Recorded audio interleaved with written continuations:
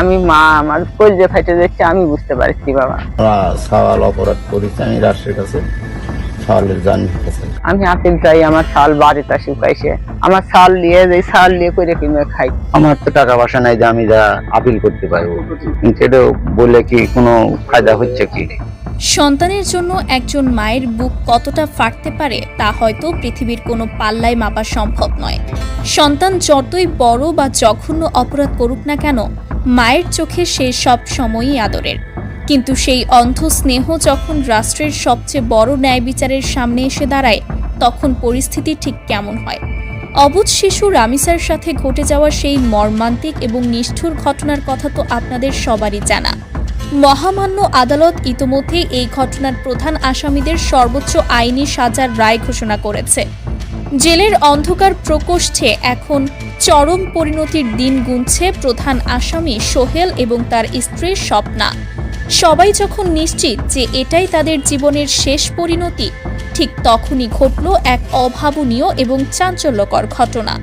নিজের ছেলেকে চূড়ান্ত সাজার হাত থেকে বাঁচাতে সরাসরি গণপ্রজাতন্ত্রী বাংলাদেশের মাননীয় প্রধানমন্ত্রী জনাব তারেক রহমানের কাছে এক হৃদয় বিদারক আর্তি জানালেন সোহেলের মা। কাঁদতে কাঁদতে তিনি প্রধানমন্ত্রীকে এমন কিছু কথা বলেছেন যা পুরো ঘটনার মোড় এক নিমিষেই নতুন আলোচনার দিকে ঠেলে দিয়েছে। ছেলেকে বাঁচাতে প্রধানমন্ত্রীর কাছে ঠিক কী জীবন ভিক্ষা চাইলেন সোহেলের মা? প্রধানমন্ত্রীর কি সত্যি তার এই কান্নায় গলে গিয়ে কোনো বিশেষ বিবেচনা করবেন? সুপ্রিয় দর্শক, আজ আমরা আপনাদের জানাবো এই রুদ্ধশ্বাস ঘটনার পুরো ইনসাইড স্টোরি। পুরো ভিডিওটি 1 সেকেন্ডও স্কিপ না করে একদম শেষ পর্যন্ত দেখতে থাকুন। শিশু রামিসার প্রতি যে অমানবিক আচরণ করা হয়েছিল তার পরিণতি হিসেবে দেশের প্রচলিত বিচার ব্যবস্থা অনুযায়ী অপরাধীদের সর্বোচ্চ এবং দৃষ্টান্তমূলক সাজার আদেশ দেওয়া হয়েছে। মহামান্য আদালত প্রধান আসামি সোহেল এবং তার স্ত্রীকে শুধু চূড়ান্ত সাজাই দেননি, সাথে বড় অঙ্কের আর্থিক জরিমানাও করেছেন, যা রামিসার অসহায় পরিবারকে ক্ষতিপূরণ হিসেবে দেওয়ার নির্দেশ দেওয়া হয়েছে। দ্রুত বিচার প্রক্রিয়ার মাধ্যমে এই রায় ঘোষণার পর থেকেই সোহেলের পরিবারের মাথায় যেন আকাশ ভেঙে পড়ে। আইনের শাসন যে কাউকে বিন্দু পরিমাণ ছাড় দেয় না, তা আবারও প্রমাণিত হয়েছে। জেলের 4 দেয়ালের মাঝে সোহেল যখন তার জীবনের শেষ পরিণতি চোখের সামনে দেখতে পাচ্ছে, তখন বাইরে তার বৃদ্ধা মা সন্তানের আসন্ন পরিণতির কথা ভেবে প্রায় পাগল প্রায় হয়ে গেছেন। একদিকে রামিসার মা কাঁদছেন তার চিরতরে হারিয়ে যাওয়া সন্তানের জন্য, যার কোল আজীবন শূন্য হয়ে গেছে। অন্যদিকে সোহেলের মা কাঁদছেন তার অপরাধী সন্তানকে আইনের হাত থেকে বাঁচানোর জন্য। দুই মায়ের এই কান্নার রূপ সম্পূর্ণ আলাদা, কিন্তু সমাজের চোখে এর বিচার হবে কেবলই ন্যায় বিচারের মাপকাঠিতে। বাঁচার শেষ কোনো রাস্তা খোলা না দেখে এবং চরম অসহায়ত্ব থেকে সোহেলের মা এবার এক দুঃসাহসিক এবং অভাবনীয় পদক্ষেপ নেন। বিশ্বস্ত সূত্র এবং গণমাধ্যমের তথ্য অনুযায়ী চরম আবেগাপ্লুত এবং অশ্রুসিক্ত হয়ে তিনি সরাসরি মাননীয় প্রধানমন্ত্রী তারেক রহমানের হস্তক্ষেপ কামনা করেন। এক বিশেষ যোগাযোগের মাধ্যমে তিনি প্রধানমন্ত্রীর উদ্দেশ্যে এক বুক ফাটা আর্তনাদ ছুড়ে দেন। ডুকরে কাঁদতে কাঁদতে সোহেলের মা বলেন, মাননীয় প্রধানমন্ত্রী, আপনি তো একজন পিতা, আপনি সন্তানের মর্ম বোঝেন। আমার ছেলে হয়তো মস্ত বড় কোনো ভুল করে ফেলেছে, সে এক জঘন্য অপরাধের সাথে জড়িয়ে গেছে, কিন্তু আমি একজন জন্মধাত্রী মা হয়ে কিভাবে নিজের সন্তানের এমন চূড়ান্ত পরিণতি নিজের চোখে দেখব? আমাকে দয়া করুন, আমার ছেলেকে এই চূড়ান্ত সাজার হাত থেকে রক্ষা করুন। আপনারা চাইলে তাকে সারা জীবন জেলে রাখতে পারবেন, আটকে রাখতে পারবেন। আটকে রাখুন, তাকে অন্ধকার প্রকোষ্ঠে ফেলে রাখুন, কিন্তু অন্তত তার জীবনটা ভিক্ষা দিন। একজন অসহায় মায়ের কোল এভাবে খালি করে দেবেন না। সে ভুল করেছে, কিন্তু তাকে বেঁচে থাকার একটি শেষ সুযোগ দিন। সোহেলের মায়ের এই কান্নাজড়িত কণ্ঠস্বর এবং আকুতি হয়তো সাময়িকভাবে একজন সাধারণ মানুষকে আবেগপ্রবণ করে তুলতে পারে, কিন্তু সচেতন মহল এবং দেশের আপামর জনগণ এটি কোনোভাবেই মেনে নিতে পারছে না। সামাজিক যোগাযোগ মাধ্যম থেকে শুরু করে সর্বত্র এখন তীব্র ক্ষোভের সৃষ্টি হয়েছে।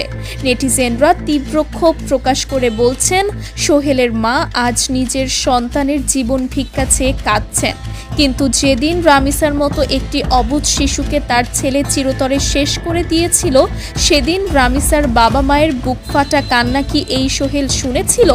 সেদিন কোথায় ছিল এই মায়ের মমতা? কেন তিনি তার সন্তানকে সঠিক শিক্ষা দিয়ে বড় করেননি? অপরাধ করার সময় যদি সন্তানের হাত না কাঁপে, তবে শাস্তি পাওয়ার সময়ে মায়ের কান্নার কোনো মূল্য থাকতে পারে না বলে মনে করেন সাধারণ মানুষ। তারা চান এই ঘটনার এমন এক দৃষ্টান্তমূলক সমাপ্তি হোক, যেন ভবিষ্যতে কেউ এমন অপরাধ করার সাহস না পায়। এখন সবচেয়ে বড় প্রশ্ন হলো, মাননীয় প্রধানমন্ত্রী কি সত্যি এই মায়ের কান্নায় আবেগাপ্লুত হয়ে কোনো বিশেষ ক্ষমা প্রদর্শন করবেন? আইন ও রাজনৈতিক বিশ্লেষকরা মনে করেন এটি বাস্তবে একেবারেই অসম্ভব এবং অকল্পনীয়। প্রথমত, অপরাধের মাত্রা এতটাই জঘন্য এবং স্পর্শকাতর যে এখানে আইনি প্রক্রিয়ার বাইরে গিয়ে বিশেষ ক্ষমা বা রাষ্ট্রপতির ক্ষমার মতো কোনো সুযোগ নেই। দ্বিতীয়ত, মাননীয় প্রধানমন্ত্রী তারেক রহমানের প্রশাসন এই ধরনের অপরাধের বিরুদ্ধে জিরো টলারেন্স নীতি গ্রহণ করেছে। কিছুদিন আগেই আমরা দেখেছি মাননীয় প্রধানমন্ত্রীর সুযোগ্য কন্যা ব্যারিস্টার জাইমা রহমান রামিসার শোকাহত পরিবারকে গুলশানে একটি বিলাসবহুল ফ্ল্যাট উপহার দিয়ে একদম নীরবে তাদের পাশে দাঁড়িয়েছেন।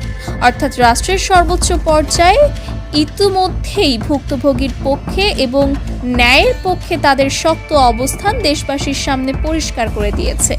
প্রশাসন খুব ভালো করেই জানে, যদি কোনো কারণে সোহেলের মায়ের এই কান্নায় গলে গিয়ে অপরাধীকে বিন্দুমাত্র ছাড় দেওয়া হয়, তবে দেশের সাধারণ জনগণ এবং রামিসার পরিবার তা কোনোভাবেই মেনে নেবে না। রাজপথে আবারও নামবে লাখো জনতা, তৈরি হবে তীব্র প্রতিবাদ এবং বিচার ব্যবস্থার ওপর থেকে মানুষের আস্থা চিরতরে উঠে যাবে। তাই জনরোষ এড়াতে এবং আইনের শাসন সমুন্নত রাখার স্বার্থে প্রশাসন অপরাধীকে বিশেষ ক্ষমায় বাঁচানোর কোনো প্রশ্নই মাথায় আনবে না, বরং আইনের নিজস্ব গতিতেই এই বিচার প্রক্রিয়ার চূড়ান্ত সমাপ্তি ঘটবে।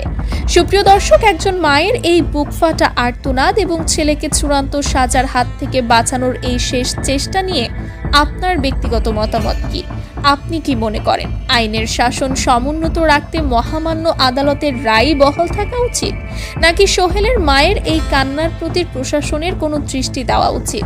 আপনার অত্যন্ত মূল্যবান এবং বিশ্লেষণধর্মী মতামত আমাদের কমেন্ট বক্সে বিস্তারিত লিখে জানান। আমাদের চারপাশের এমন সব এক্সক্লুসিভ, চাঞ্চল্যকর এবং অজানা খবরের ইনসাইড স্টোরি সবার আগে পেতে চ্যানেলটি এখনই সাবস্ক্রাইব করুন এবং বেল আইকনটি চেপে রাখুন। ভিডিওটি ভালো লাগলে অবশ্যই একটি লাইক দিন এবং বেশি বেশি করে শেয়ার করে সত্যের বার্তা সবার মাঝে ছড়িয়ে দিন। আজ এ পর্যন্তই। ভালো থাকবেন, সর্বদা সত্য এবং ন্যায় বিচারের পক্ষে থাকবেন। আল্লাহ হাফেজ।